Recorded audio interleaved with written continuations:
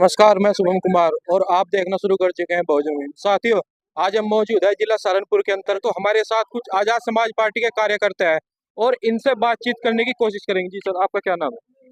मेरा नाम शौर्य अम्बेडकर, जिला अध्यक्ष भीम आर्मी सारंगपुर। तो आज क्या प्रोग्राम है सहारनपुर में?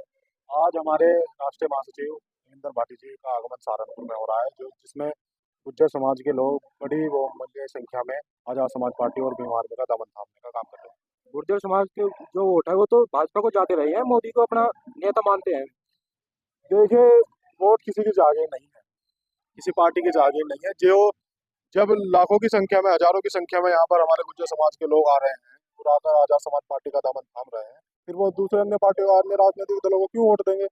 एडवोकेट चंद्रशेखर आजाद रावण जी हमारे नेता हर वर्ग की आवाज उठाने की बात करते हैं। अगर किसी ने गुज्जर रेजिमेंट की बहाल करने की बात की तो और कोई नेता नहीं, हमारे नेता चंद्रशेखर आजाद जी थे।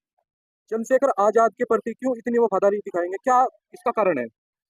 मैं बताया था, अगर कोई बहुजन मूवमेंट की बात करता है, बहुजनों की बात करता है, गुज्जर समाज की लड़ाई, हकों की लड़ाई की बात करता है, या कोई भी प्रकरण हो, हमारे नेता सबसे पहले बढ़ चढ़कर हिस्सा लेते हैं और उनकी आवाज को बुलंद करने का काम करते हैं। इसलिए गुज्जर समाज के लोग बड़ी बहुमूल्य संख्या में हमारे आज सहारनपुर के अंदर आजाद समाज पार्टी को ज्वाइन कर रहे हैं। क्या जो 2027 के चुनाव है, इसमें आजाद समाज पार्टी कुछ कमाल कर पाएगी? कितनी सीटों पर चुनाव लड़ेंगे? देखिए, सीटों पर चुनाव लड़ने का निर्णय हाईकमान का होगा। जो भी हमें आदेश मिलेगा हम कार्य करने का काम करेंगे। और अब हम अपना जो दमखम सबसे पहले 2026 के जिला पंचायत के चुनाव में दिखाने का काम करेंगे। उसके बाद 2027 में हमारे बिना यहाँ पर उत्तर प्रदेश में सरकार नहीं बनेगी। जी, आपका क्या नाम? मेरा नाम आशुतोष रमन, ठाकुर तहसील संयोजक भीम आर्मी। तो आप कैसे देखते हैं जो आजाद समाज पार्टी है, इसको लोग क्यों चुने, क्या देखिए, खासियत है? जैसा कि हमारे बड़े भाई शौर्य जिलाध्यक्ष ने बताया कि जो बहुजनों की बात करता है, दलित, वंचित, मुस्लिम तबके की बात करता है, जो महिला वर्ग की बात करता है, साथ ही छात्रों की बात करता है, पहलवानों की बात करता है, वो और कोई नहीं है, भीम आर्मी आजाद पार्टी है। हमारे नेता आदरणीय एडवोकेट चंद्रशेखर आजाद जी हैं, जो पूरे देश के अंदर इस बात को उठाते हैं, पार्लियामेंट में भी, सड़कों पर भी, और ये हमने साबित करके दिखाया है। वो आप नगीना में देख चुके हैं। दूसरी तरफ भाजपा है, समाजवादी पार्टी है, जो ये कहती है कि ओबीसी समाज की जो आवाज है हम लगातार उठाते आए हैं और उठाते आएंगे, और इनका जो वोट है वो लगातार हमें मिलेगा। देखिए, भाजपा और समाजवादी पार्टी और कांग्रेस, इन सभी दलों ने ओबीसी समाज को ठगने का काम किया है। अब ये अपने पुराने घर, जो जिनकी बहुजन विचारधारा है, उस विचारधारा से जुड़कर जो हमारे माननीय साहब श्री काशीराम जी ने आगे बढ़ाया है, उस विचारधारा की पार्टी आजाद समाज पार्टी का दामन थाम रहे हैं। इस देश में अगर कोई नीला परचम लहरा सकता है तो वो आजाद समाज पार्टी है। ये हमने अपने दम पर करके दिखाया नगीना के अंदर भी, और आगे भी करके दिखाएंगे, क्योंकि 26 स्टेटों के अंदर आजाद समाज पार्टी भीम आर्मी का जो है कार्यकर्ता है, बूथ स्तर तक मजबूत है। दलित समाज की वोट है, ज्यादातर वो बसपा के पास दिखाई जाती देती है, तो इसे आप कैसे मानेंगे कि आपके पास वो वोट है? क्या आप रणनीति अपनाएंगे? देखिए, जो दलित समाज था वो पूरा चंद्रशेखर आजाद जी के साथ है। वो आपने नगीना में देख चुके हैं कि किस प्रकार बसपा के जो वहाँ पर कैंडिडेट थे उनकी जमानत जब्त हुई है, ये किसी छुपी नहीं है। और आपने उपचुनाव भी देखा, उपचुनाव में हमें अन्य अन्य सीटों पर 22,000 से अधिक वोट मिली है। और आप जानते हैं कि अभी उपचुनाव मिल्कीपुर विधानसभा पर है, और वहाँ पर भी हम पूरी जोरों शोरों से चुनाव लड़ने का काम करेंगे। साथ ही दिल्ली के विधानसभाओं में हमारे प्रत्याशी चुनाव लड़ने का काम कर रहे हैं। ये आप अभी हमारे जो उपचुनाव हुए उसमें आजाद समाज पार्टी का जो परफॉर्मेंस है वो कैसा रहा, और जो 2 सीट है उस पर तीसरे नंबर की पार्टी बनकर उभरी है, क्या आपको लगता है जो मिल्कीपुर का चुनाव होगा उसमें कुछ अंदाजा लगता है वहां पर पार्टी पहुंच पाएगी? देखिए, मिल्कीपुर ऐसी सीट है और वहाँ पर आजाद समाज पार्टी कैंडिडेट जीतेगा, ये हम 100% दावे से बोलते हैं। उत्तर प्रदेश ही नहीं, आपने राजस्थान के चुनाव में भी देखा होगा कि किस प्रकार हमारे कैंडिडेट वहाँ पर दूसरे नंबर पर रहे हैं। केवल महज 4,000 वोटों से वहाँ पर जो है वो हमारा कैंडिडेट जो है हारा है। लेकिन हम हौसला नहीं हारेंगे।